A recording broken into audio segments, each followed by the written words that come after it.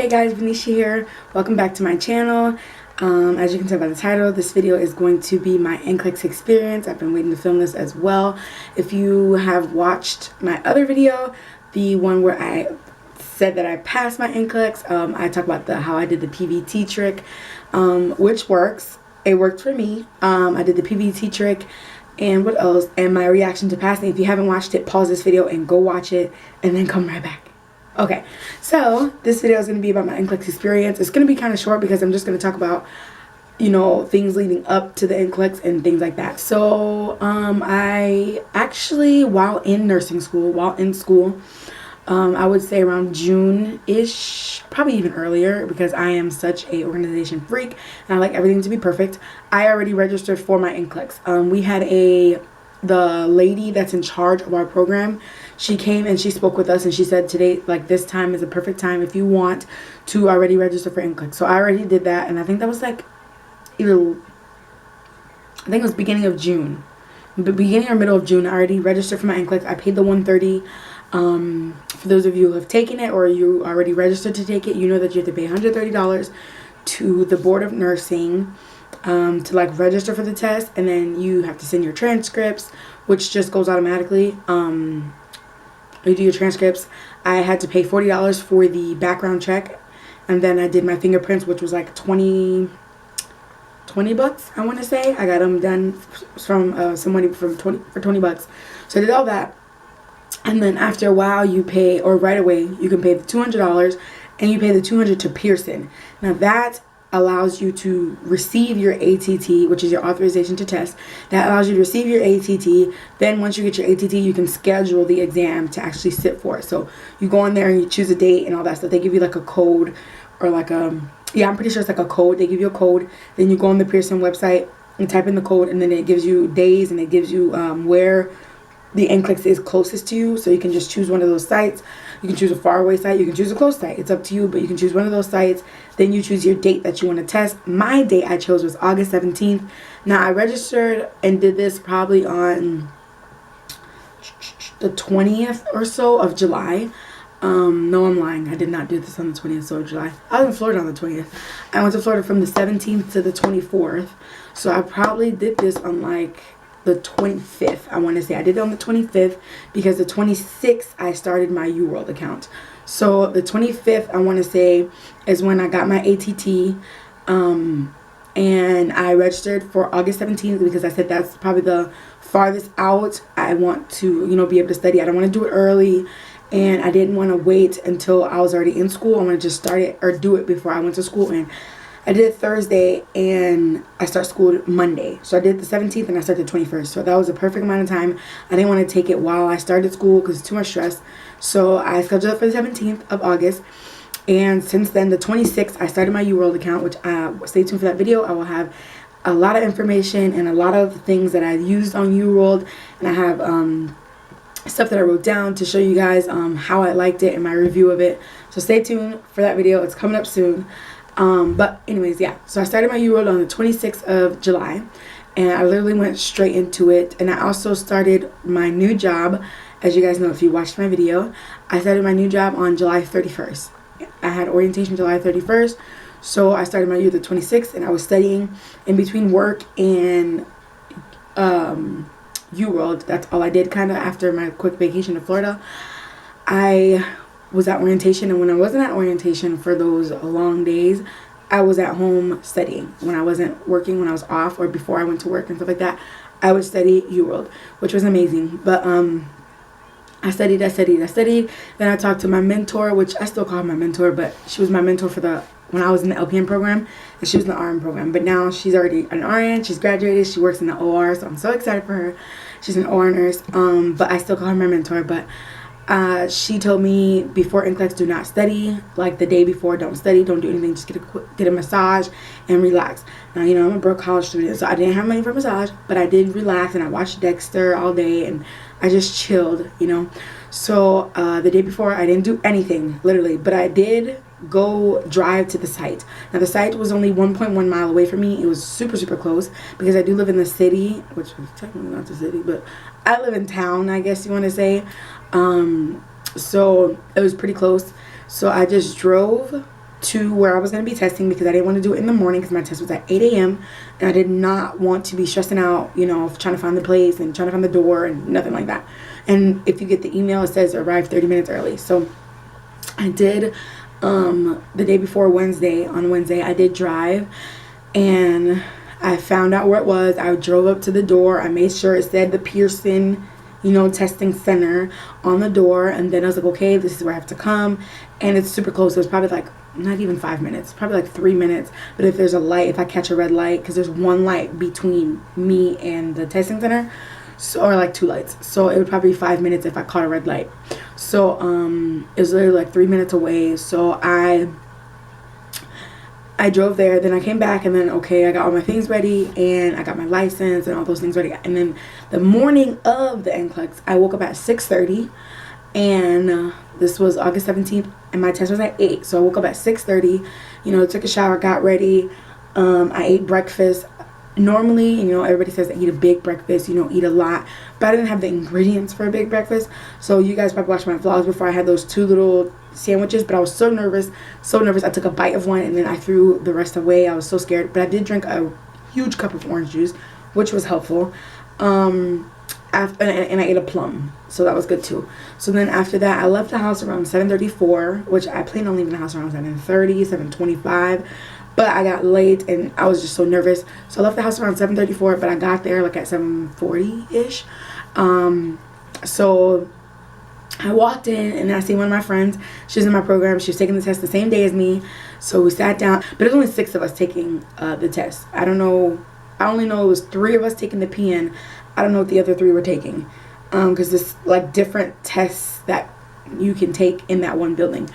In that one Pearson place. So as soon as you sit down, they give you a laminate paper with rules on the front and the back. And they tell you that even if you get 85 questions or on the PN, and if you get 75 on the RN, does not mean you pass, and it does not mean you fail. Just because you get 265 or 205 does not mean you pass, does not mean you fail.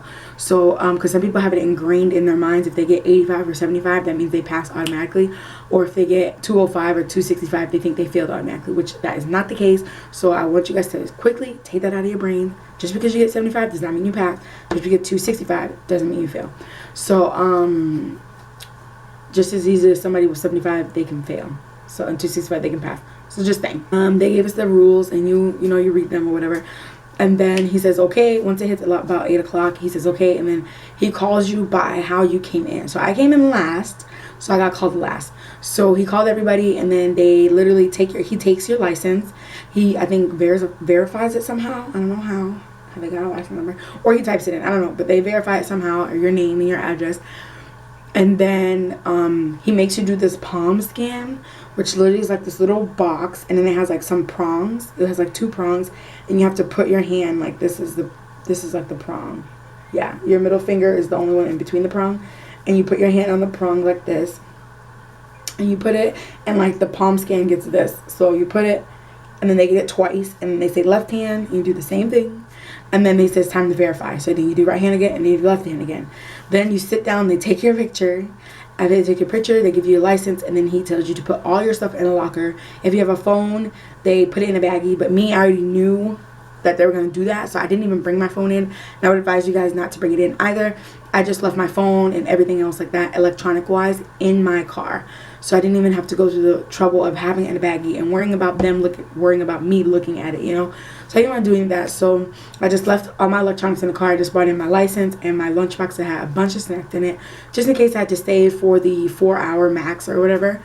So I did that. I put everything in my locker, took the key, put it in my little pouch. Now, if you guys watch my vlog, my NCLEX vlog, I did have a turban and I had a hoodie. So he made me lift up the turban to make sure there was nothing in there.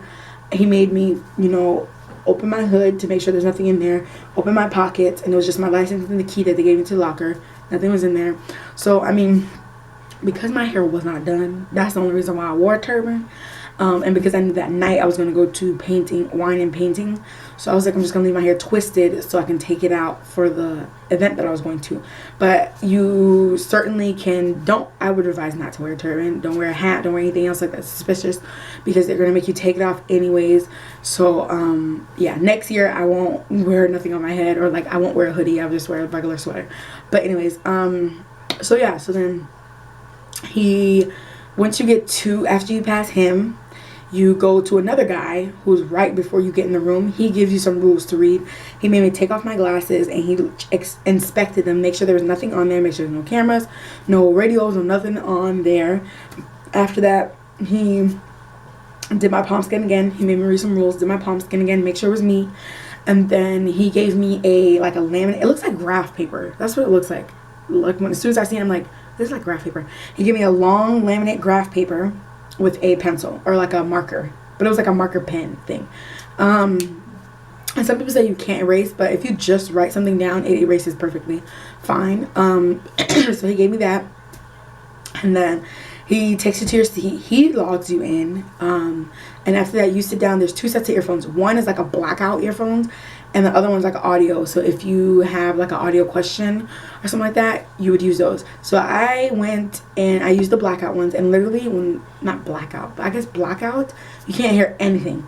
And literally, when I put those things on, I couldn't even hear my mouse clicking. That's how amazing they were. Like, I couldn't hear anything. All I could hear was my heart beating because I was so scared. It was like boom, boom. It was going so fast. I was like tacky. It was so fast, and I was like, do I want to take these earphones off? Because it's so distracting how nervous I am. So I left them on throughout the whole test though. I didn't have any audios, but we'll get to that. So I put the earphones on, or the headphones on, because they're like gigantos. I put the headphones on, and then it gives you like a pre-test, not a pre-test, but like kind of, it tells you how to answer the certain type of questions. So it gives you an order question. You have to put like the months in order. It gives you all these types of questions, so if you get them on the NCLEX, then you can know how to answer them. So it gives you those, and then it gives you the test. And literally, when I got to question number 1, I almost pooed myself because I was so scared. I was like, I don't even know the answer to this. I was looking, I was like, oh my god, what is the answer? I was so scared. I literally prayed before I took it. That's, if you guys are religious, I would advise, pray before you take it. I had everybody praying for me, my pastor, my mom, my family, everybody, because I was so scared. I prayed before I took it, and I prayed when I was done. But yeah, so I started taking the test. I kept clicking. I was on number 6. Right when I got to number 6, that's when my heart started slowing down. Like, I couldn't hear the tackiness anymore. So then I start clicking. You know, I was going through every SATA question I had. I wrote down the number because I wanted to know how many I had, so I could, you know, tell you guys. But I'll tell you guys at the end. But yeah, I was clicking. I got to 82, I remember, and I was looking, and I was like, okay, Jesus, this test is in your hands. And I know I said once you get to 85 does not mean you passed, but your girl was so stressed out, I couldn't see myself sitting there for another 4 hours or 3 hours. So I was like, Jesus, if you really love me, you won't cut it off at 85 so I can go home. I was so scared. So I got to 82, you know, answered it. Got to 83, I answered it, and got to 84. I was shaking. I was like, okay, God. I answered it. I got to 85. Now, when I got to 85, I want to say that was a mini multiple choice. I can't remember. But I answered it, and then my computer just turned blue. And I was like, thank God. Doesn't mean I passed, though. I was still kind of scared, but it means that I don't have to stay here for another 3 hours. Even though I brought a bunch of snacks. I was like, I don't want to stay here forever. So, it didn't shut off, but it turned blue. And then it pops up a survey. So, what I didn't tell you guys yet is that, you kind of know when you're doing good and when you're doing bad, because literally I would get hard questions, like mini multiple choices. I would get hard ones and like a hard multiple choice, and then I would know I got that one wrong because of the next question I got. So example, I don't know, I'm not saying anything because I don't remember, but I'm just going to give you guys a weird example because I don't remember anything. But number 5 example, I would have a hard question. Number 6 would be hard. Number 7 would be hard. Number 8 would be hard. Number 9, on the other hand, would be super easy. That would tell me that I got number 8 wrong. Because if you get one wrong, they kind of like, you know, give you an easy one to kind of help boost you. So I could tell when I was getting some wrong, because then I would get easy questions after that. So yeah, it was kind of nerve-wracking because I'm like, oh crap, this is the easy one. I mean, I got that one wrong. And the many multiple choices weren't easy. Like, it wasn't easy at all, but I just thank God. But yeah, you can tell when you get them wrong and when you get them right, because you'll get harder questions when you get it right, and then if you get something wrong, it'll drop to an easy question, and then it'll go hard again. So you can kind of tell. So after that, I turned to 85. I did the survey. I raised my hand, and the guy came. He took my laminate like right away. I was like trying to remember how many SATs I had. I looked. He took my laminate right away, and then he escorted me out. And the crazy part is, I told you guys that I came last, right? So I got I got in the test last, but I finished the test first, which was so crazy to me. I finished the test first, and that's what scared me. I'm usually like, you know, middle to finish because I read my questions, I take my time. But for some reason, I was finished first, and it just freaked me out. But everybody has different tests. So my friend, she was telling me how she had 3 dosage calculations. She had 10 farm questions. So those dosage calculations take about 5 minutes a piece if they're not easy, like if they're not hard. If they're harder, you have to do different steps. So that's probably why I didn't have any. So let me break it down to you. I had 30 SATA questions out of my 85. I had 1 farm question, 1 farm drug question. I had 1 picture. I had no hotspots. I had no doses calculations. I had no put in order. My friend had some. I had none of those. So I was kind of scared because I've always heard that if you get those type of questions, that means that you're doing good, and those are hard questions. But that goes to tell you can't really believe what everybody says about the test because everybody has different tests. See, I was freaking out because I didn't get them, but then I still passed. So I didn't have any of those. Yeah. So, and I didn't have any hotspots. But I just had the 30 SATA questions, and I had 1 picture, and that was it. And when I say a picture, it gives you a question, and it was A, B, C, D, and then they had pictures of which one was right, and then you choose your picture. It wasn't like a hotspot picture. So, I mean, that's all I had, and I had 1 farm question, thank the Lord. But I had a lot of mental health, and I had some mom baby questions, so, and some critical care questions. Mostly critical care and mental health, I would say, were my 2 most questions. But after that, yeah, I raised my hand, then I walked out, and then I went to the locker, grabbed they palm scan you. I forgot that. So as soon as you leave the test, they palm scan you again to make sure it's you. Like somebody came through the ceiling and took my spot, and that's me. No, they palm scan you again, and then once they palm scan you, you're good to go, and then you get justify your locker, and then you leave. And I left, and literally I got home, and TMI, but I had diarrhea because I was so scared. But then I finished my test at 9:30, and I started at 8. So it took me an hour and a half to do 85 questions. And as soon as I got home, I think it was like 10 something, and I did the Pearson VUE trick, and it said that our records indicate blah, blah, blah. I will post it on the screen, what it said. It said this. And then at that point, I was like, oh my God, I probably passed because this is the good pop-up. But that trick is not all the way always accurate. My friend, I think she did it, and she got the bad pop-up, and she passed. So it's not always accurate. So yeah, I wouldn't advise it. Yes, I would actually. I wasn't going to do it, but I ended up doing it. So that was my experience for NCLEX. It was amazing. I cannot believe that I passed. And I found out 24 hours later on the North Dakota Board of Nursing. You can go on there and you type in your social, and it pops up. I'll show you. It pops up this. And it pops up this, and it tells you, you know, before it said LPN graduate, but now it says LPN, and it has my license number and my name and when my license expires. I'm just so excited that I'm an LPN now, and the weight is literally off my shoulders. I'm just so excited, and as of August 18th, 2017, I am a nurse, Venetia Clergy LPN, and I'm so excited. And I thank you guys so much because you guys have been there since the beginning, since I wasn't in nursing school yet, since I was, you know, going through the struggles of getting in nursing school. So I thank you guys, and this is only the beginning. Literally, this is only the beginning, and we will rock until the end. And even after the end, after I've reached my goals, we will still be together. And I'm just so excited because, yes, I have a good support system behind me, and I thank you guys so much. So much more videos coming for you guys, and I'm so excited because school starts. I'm not excited for school start, but I'm excited for these vlogs and stuff that's about to happen. Let me know if you guys love the car vlogs, if you want me to change it up, because I remember last semester, or like not in the summer, but not in the summer, the spring, I was doing like the all day type thing where I would vlog at home, vlog in the car. Like it was like an all day thing versus just vlogging in the cars. So let me know what you guys like down below. Let me know if you want car vlogs or you want all around vlogs. And I will do those for you guys because I am here to please you. And I thank you guys so much, and stay tuned for my next videos. Bye.